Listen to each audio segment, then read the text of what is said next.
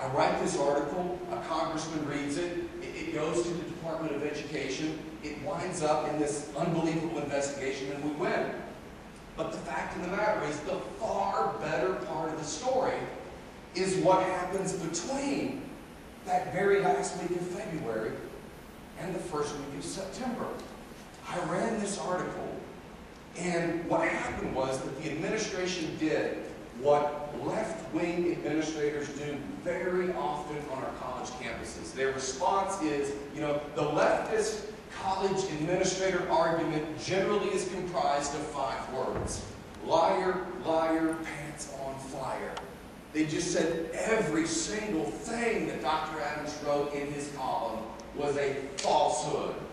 We would never, ever, ever hire a porn star or in any way use public funds to support pornography at the University of North Carolina, Greensboro.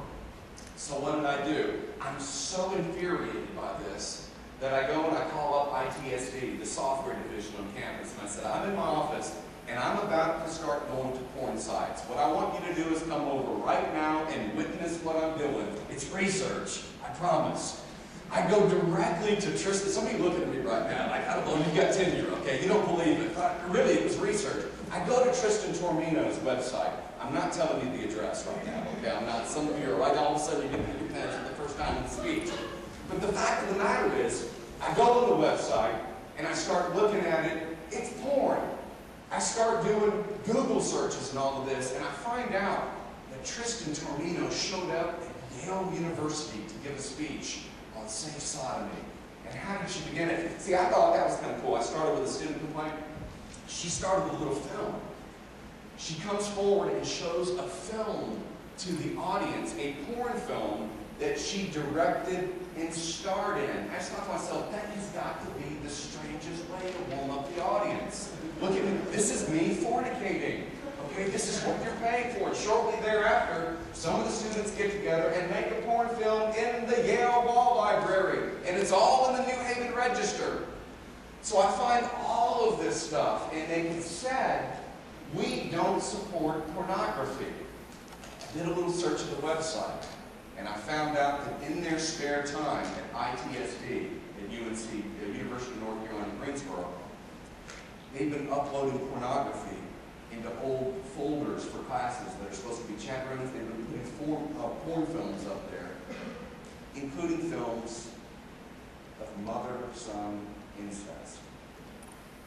And I'm looking at this, saying, you know, as grotesque as this is, and as odd as it is to talk about it in a chapel, I'm so glad I found this, because I'm going to run another column.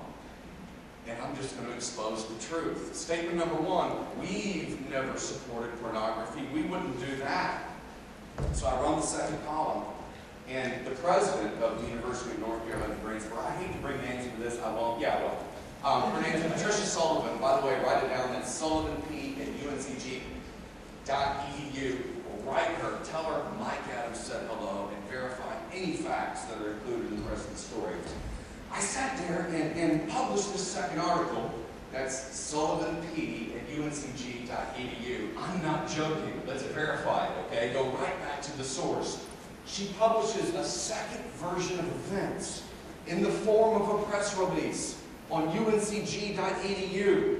And it says, upon further examination, we have learned, further research mine has revealed that Tristan Taormino is, as a matter of fact, a porn star. But we had absolutely no idea that she was a porn star. Had we known that she was a porn star, we would not have hired her.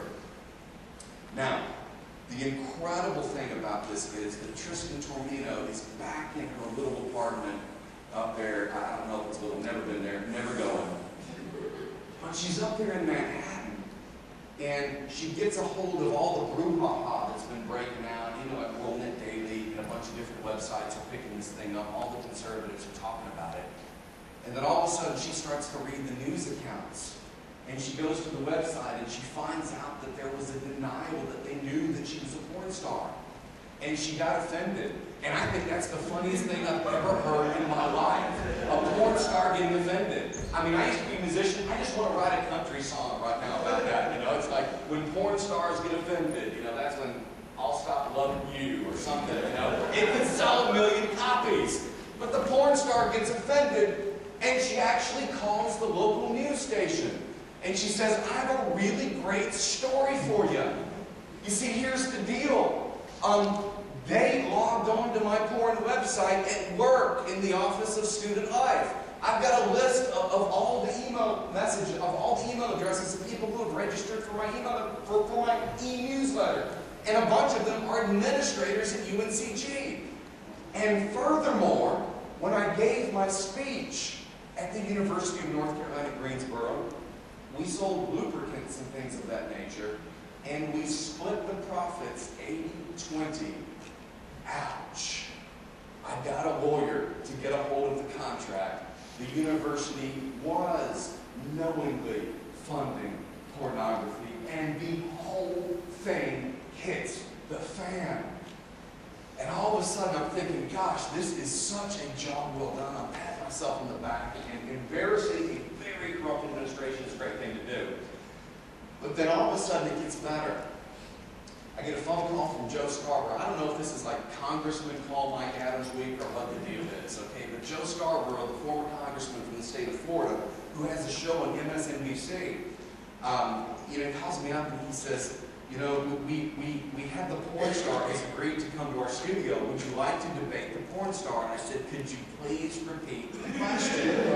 Well, you cannot possibly be serious. And they said, yeah, we got Dr. Drew from MTV. He's going to moderate. And I said, oh my God, this is the craziest thing in the world. And I was married at the time, and I turned to my wife, why do you say that? You know, can I skip? They're not going to film a segment with a porn star. I mean, how do you present that? But I got the permission and drove up there. I'm on national television debating the porn star. It was, and I think I won. My God, I hope I won. Okay? And I'm sitting there the whole thing. I'm just thinking to myself, this can't possibly be better. You know, we're just humiliating these folks, and that's great. I thought that was kind of, at that time, all there was to it. It's like make fun of the radical left. That's not all there is to it. The next day, Travis Billingsley calls me up and he goes, dude, he goes, why did you not tell me that you were going to be on MSNBC? Because that is so cool. He goes, this is so much fun. He says, he's been on radio shows and all this stuff, interviewed in the national press at this point. He says, I've never had so much fun in all my life. He says, but what do we do next? And I said, Travis, with them being so unbelievably humiliated and embarrassed right now, I said, you know what you do when you've got them wounded. You just drop your microphone. Can all of you hear me? Can you hear me in the background?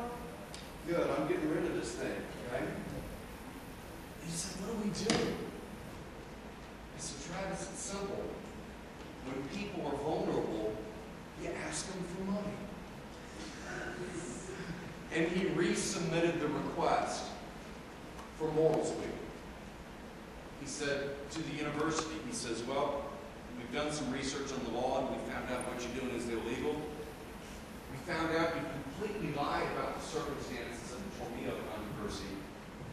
We're demanding money for Morals Week. And what's amazing is they immediately decided to cough up the money. And they established the first Morals Week at the University of North Carolina, Greensboro. When they had Gay Pride Day on Monday, the conservatives decided to have American Pride Day. And after that, they decided to have a pro-life day the next day. In the middle of the week, they decided to have an abstinence day. They called Wednesday No Hump Day. I thought that was kind of, attacking myself. That was their idea. On Thursday, I really can't remember what they had. But on Friday, they called me up and invited me back to the University of North Carolina, Greensboro. And they paid me $3,000 to ridicule the university for their unconstitutional suppression of free speech. And let me tell you, that was probably the most proud moment of my career. It was, there are certain points when you know you've arrived.